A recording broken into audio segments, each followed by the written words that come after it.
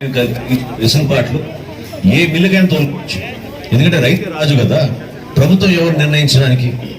ప్రభుత్వం నిర్ణయించకూడదు, రైతు నిర్ణయించుకోవాలి. ఫలానా మిల్కి నేను తోలుకున్న ధాన్యాన్ని అంటే తేమ శాతం రైతు సహాయ కేంద్రాల్లో మేము చెక్ చేసి ఇమ్మీడియట్ గా ట్రక్ షీట్ జనరేట్ చేసి ఆ ట్రక్ షీట్ ద్వారా తన ఖాతాలోకి ఎప్పుడైతే మిల్లో చేరుస్తారో ఇమ్మీడియట్ గా 24 గంటల లోపే, చాలా మంది రైతులకి 8 గంటలు 6 గంటలు, కొంతమందికి అయితే 2 గంటల్లో కూడా డబ్బులు పడిపోయినాయి వాళ్ళ ఖాతాలోకి.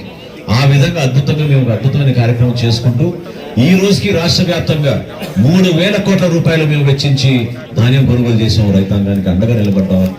చాలా సభాముఖంగా మేమంతా గర్వపడుతున్నాం. నిలబడాలి, ఎందుకంటే ఈ బాధ్యత మనది.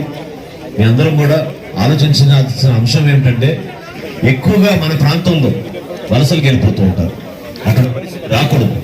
వ్యవసాయ రంగాన్ని బలోపేతం చేస్తే ఇక్కడ ఉపాధి అవకాశాలు మరింత మెరుగవుతాయి.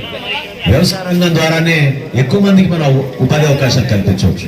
కాబట్టి సోదరుడు ఈశ్వరరావు గారు చెప్పినట్టు ఖచ్చితంగా సాగునీటి సమస్య గురించి మనం దృష్టి సారిస్తే తప్పకుండా ఇక్కడ ఉన్న కాలువలు కానివ్వండి, పంట కాలువలు, అదేవిధంగా ఇక్కడ ఉన్న రిజర్వాయర్లు వీటిని పంచుకుంటూ ఆయకట్టు పెంచుకుంటే ఖచ్చితంగా రాబోయే రోజుల్లో మనం ధాన్యం కొనుగోలు విషయంలో, ధాన్యం పండించే విషయంలో ఇక్కడ ఆదర్శవంతంగా నిలబడిన రైతులు వారికి ఇంకా అండగా ప్రభుత్వం నుంచి 100% మేము వెసులుబాటు కల్పిస్తామని ఈ సందర్భంగా తెలుపుకుంటున్నాను. అదేవిధంగా మీరందరూ కూడా తేమ శాతం గురించి ఎవరు కూడా కన్ఫ్యూజ్ అవ్వబాకండి. ఎందుకంటే మళ్ళీ వస్తాయేమో అని ఒక భయం కొంతమంది రైతుల్లో ఉంది.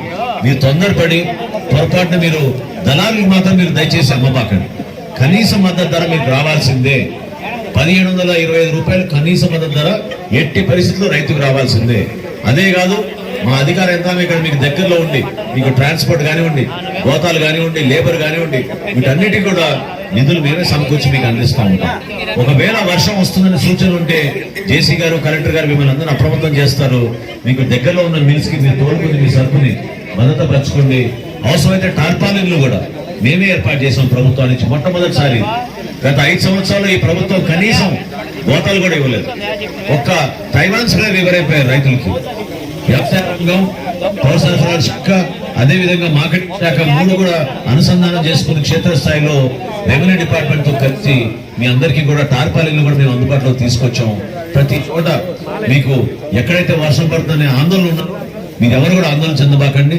దయచేసి మీరు తొందరపడి తక్కువ రేటుకు మాత్రం దళాలకు మీరు అమ్మబాకండి మనస్ఫూర్తిగా నేను కోరుకుంటున్నాను. ఇక్కడ చేయాల్సిన ఆలోచనలో ప్రధానమైన ఒక ఆలోచన ఏంటంటే ఫుడ్ ప్రాసెసింగ్ యూనిట్ గురించి చెప్పారు.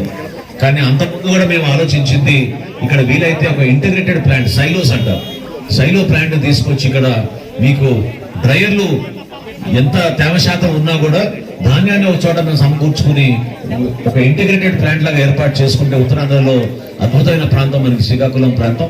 ఈ ప్రాంతాల్లో మేము తప్పకుండా కేంద్ర ప్రభుత్వం నుంచి దాన్ని నిధులు తీసుకొచ్చి దాదాపు 40 కోట్ల పెట్టుబడి, చాలా పెద్ద ప్లాంట్ గా తయారవుతుంది. ఇక్కడి నుంచే ధాన్యాన్ని మొత్తం ఒక ప్రాంతాన్ని తరలించుకొని అక్కడే ఎండగట్టి ఇబ్బంది లేకుండా రైతుకి, ఎందుకంటే కొంతమంది 23%, 25% ఉందని భయపెట్టిస్తున్నారు. ప్రభుత్వం నుంచి ఆల్రెడీ మేము చెప్పాం 17% అనేది ఒక నిబంధన. ఇప్పుడున్న వాతావరణ పరిస్థితిలో 24% ఉన్నా కూడా తీసుకోమని చెప్పాం. రైతుల్ని మాత్రం ఇబ్బంది పెట్టద్దన్నాం. అయితే కేవలం 5 కిలోల తరుగు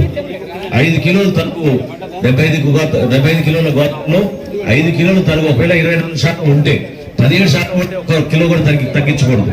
దాని తర్వాత ప్రతి బస్తాలో కూడా 1 కిలో తగ్గించుకుంటూ మాక్సిమం అంటే అన్నిటికంటే ఎక్కువ 5 కిలోల వరకు వాళ్ళు తరుగు చేసుకుంటే 24% వరకు మనం వాళ్ళకి ఇబ్బంది కలగకుండా తేమ శాతం ఎక్కువగా ఉన్న మేము తీసుకుంటాం. కాబట్టి దయచేసి సహకరించండి. స్థానికంగా ఉన్న ఓపెన్ మార్కెట్ మిల్లర్లు కూడా నేను కోరేది ఏంటంటే దయచేసి మిల్లర్లు కూడా ఎక్కడ కూడా మీరు ఇబ్బంది పెట్టబాకండి. మీరు రైతుని ఇబ్బంది పెడుతున్నారనే సమాచారం మాకు వస్తే చాలా సీరియస్ గా తీసుకుని వాళ్ళపైన యాక్షన్ తీసుకుంటామని ఈ సభాముఖంగా మిమ్మల్ని మేము గౌరవించాం. ఎప్పుడు లేని విధంగా 400 కోట్ల రూపాయలు మిల్లర్లకి బకాయిలు మేము తీర్చాం.